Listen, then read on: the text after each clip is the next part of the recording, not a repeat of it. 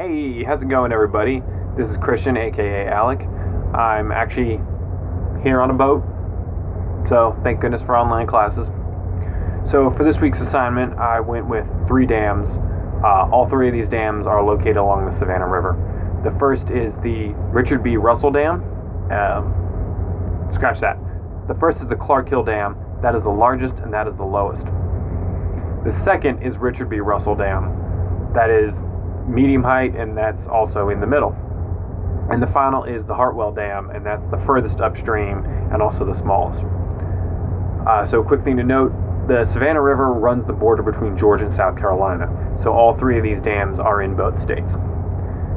Now, I chose this particular river watershed for several different reasons. One, because there's like 3 different aspects to look at it from. It's not just a direct correlation. You'll see what I'm saying in a minute. The fisheries in Georgia and South Carolina are almost entirely marine. So offshore fish, or inshore fish as well, shrimp is a big one, and then surprisingly cabbage jellyfish for the Asian export market.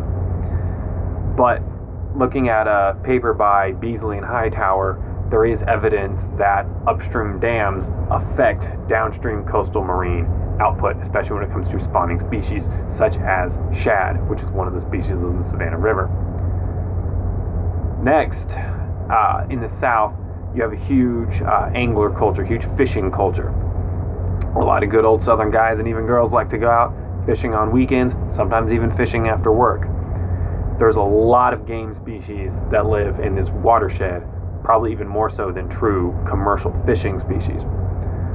So my research is also going to look at how the dams affect them. And so far, from what I've found, a paper by Beasley and Hightower in 2000, it's got some negative effects, not like population destruction effects, but negative effects. And then finally, there are 2 species of endangered or imperiled fish in this watershed, the Atlantic sturgeon and the pallid sturgeon. So dams are one of the major causes behind sturgeon decline from the East Coast all the way out to the Pacific. Basically, it stops them from spawning. You know, if you stop them from spawning, then they can't recruit new ones into the population. So obviously, we're looking at this from a standpoint of these dams aren't the greatest thing for the ecology of the river.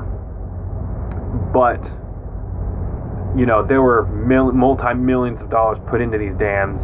They're providing power to not 1 but 2 different states, and they're actually providing a lot of power. The lowest one, the Clark Hill Dam, provides 700 gigawatts, which is a lot. It's a lot of electricity. Richard B. Russell Dam provides 465, and despite its size, the Hartwell Dam provides 468.